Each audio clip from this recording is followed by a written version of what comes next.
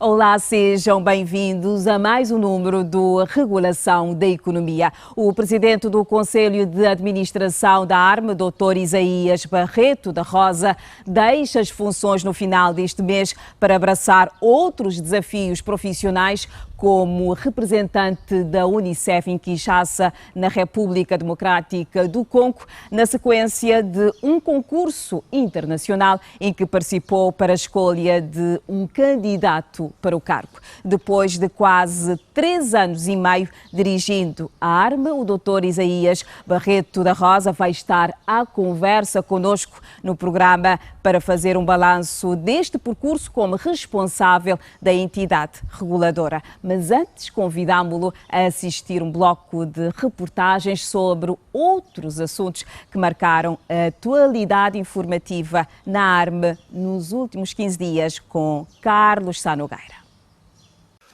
A Agência Reguladora Multissetorial da Economia acolheu entre os dias 20 e 21 deste mês, na cidade da Praia, a 14ª Assembleia Geral Ordinária da Associação dos Reguladores de Comunicações e Telecomunicações da Comunidade dos Países da Língua Portuguesa, Arctel-CPLP.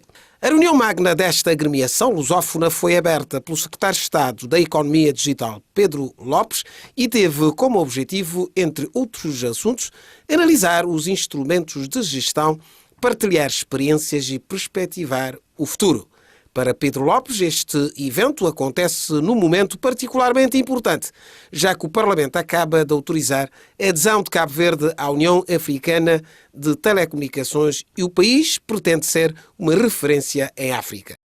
Dizer que esta Assembleia acontece depois do Covid, é a primeira presencial, e por isso é realmente importante ter aqui os países da CPLP, que vêm falar sobre as questões das telecomunicações. Dizer também que temos aqui a União Africana de Telecomunicações, a União Internacional de Telecomunicações, a União Postal Internacional, ou seja, várias organizações internacionais que estão aqui em Cabo Verde para, conjuntamente com os países da CPLP, falar sobre as questões das comunicações eletrónicas.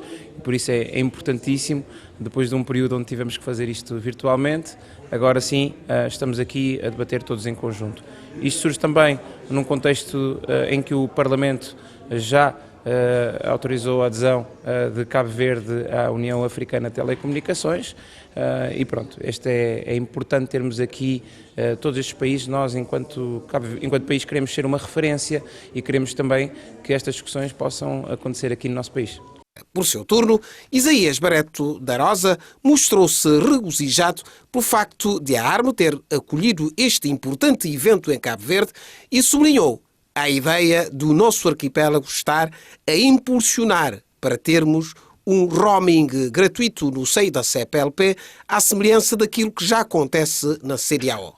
A Associação dos Reguladores de Telecomunicações e Comunicações dos Países de Língua Oficial Portuguesa organiza regularmente a sua Assembleia Geral.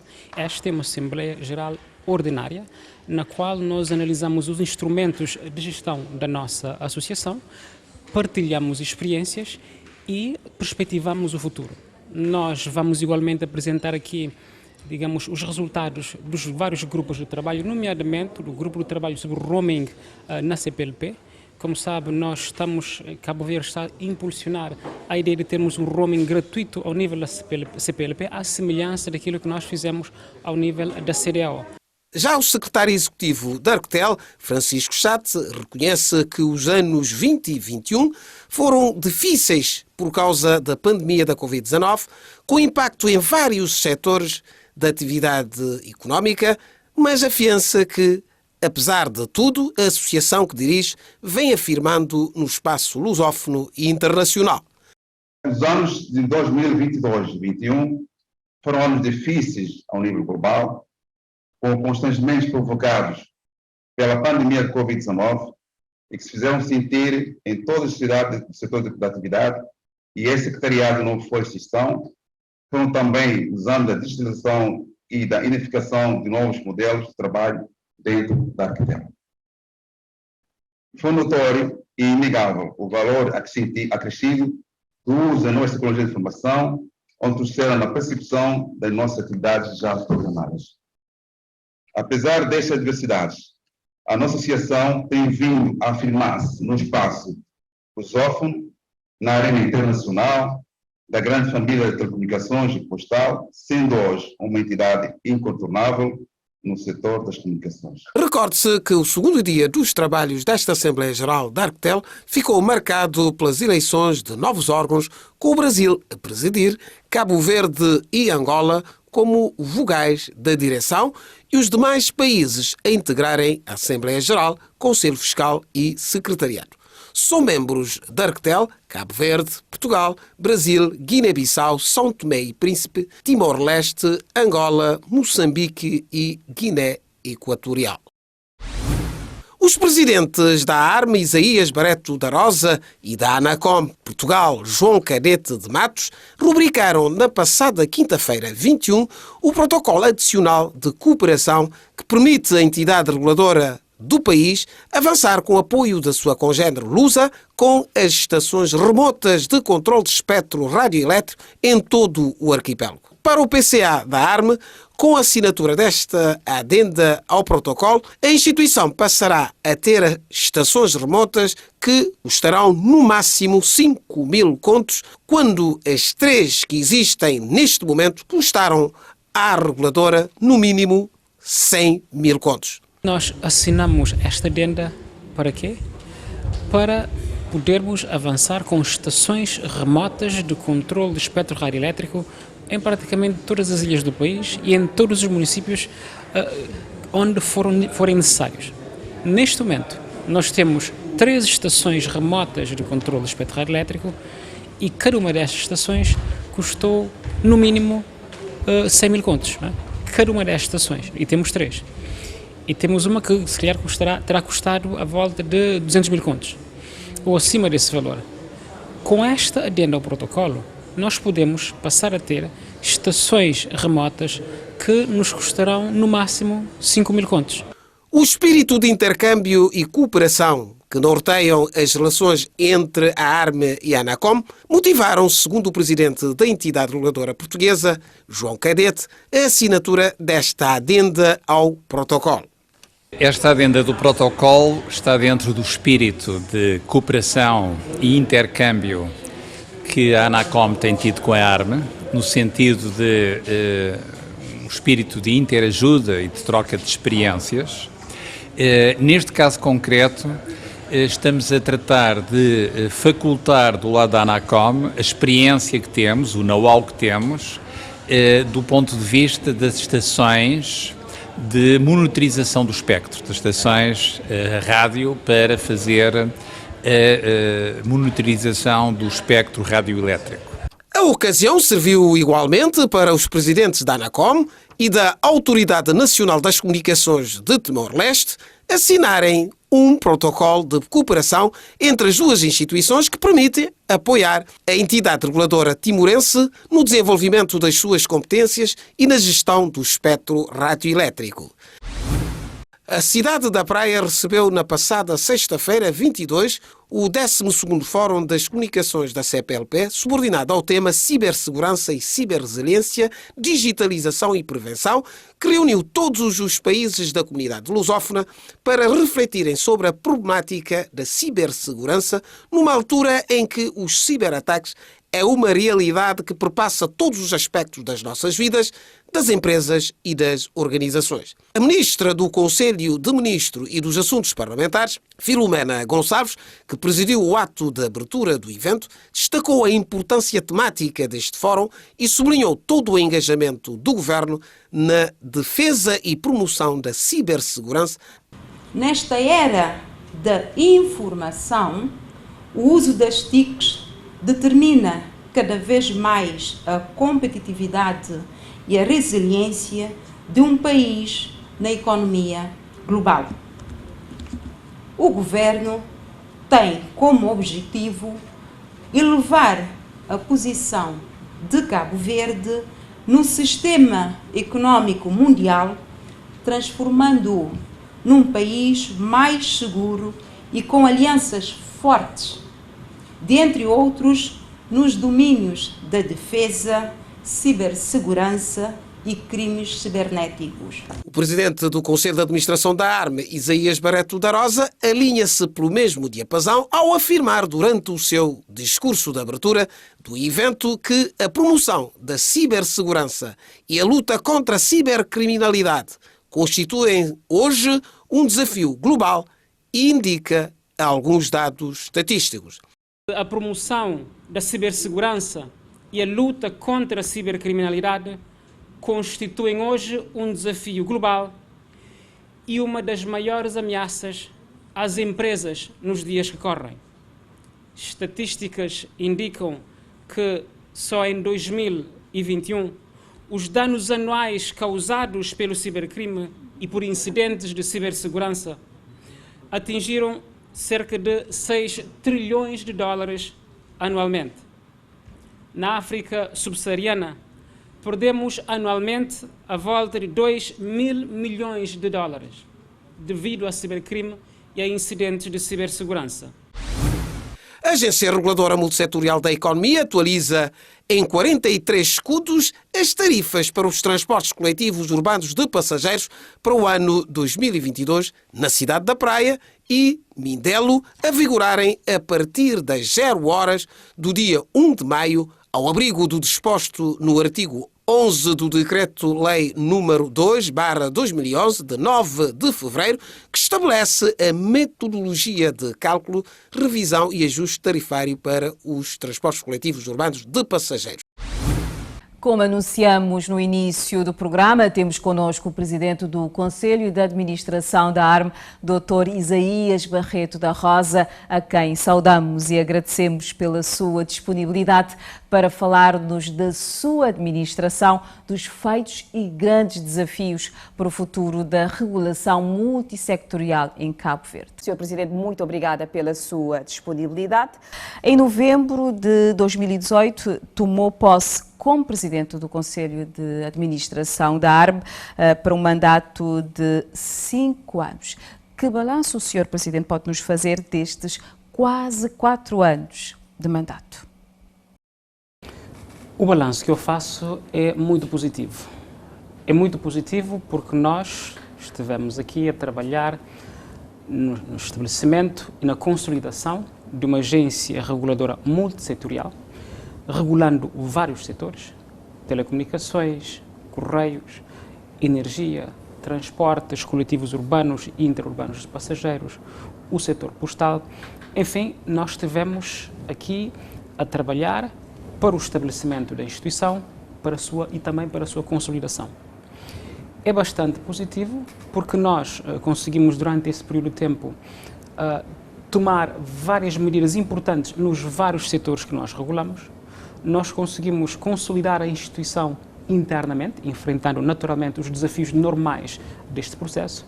E, portanto, o que eu diria é que nós temos um balanço francamente bastante positivo, não obstante os desafios, mais uma vez, normais, que todos enfrentamos neste processo.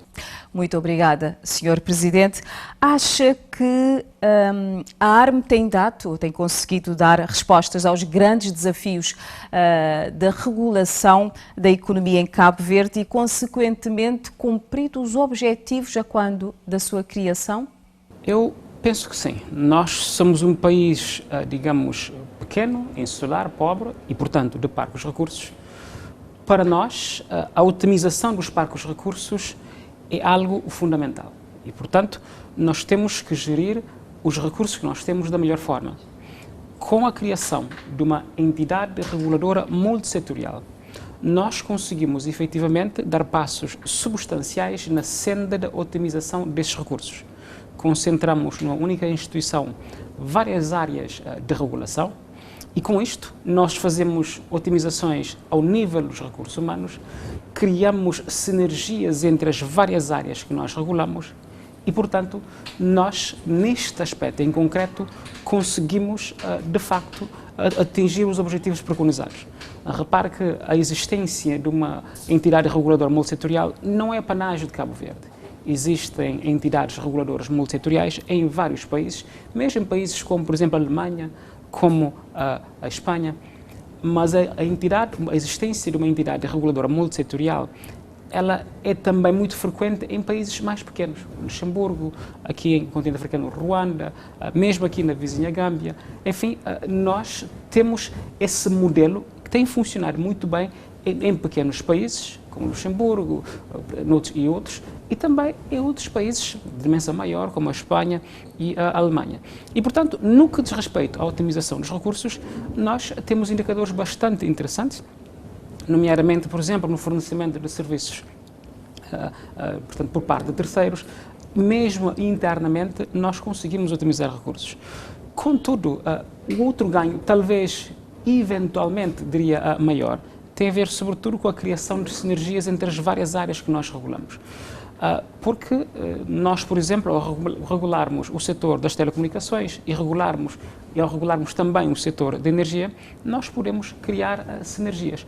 Por exemplo, quando trabalhamos no regulamento de partilha de infraestruturas, aqui nós podemos envolver não apenas os setores das telecomunicações, o setor das telecomunicações, melhor dizendo, como também o setor de energia, em particular de eletricidade.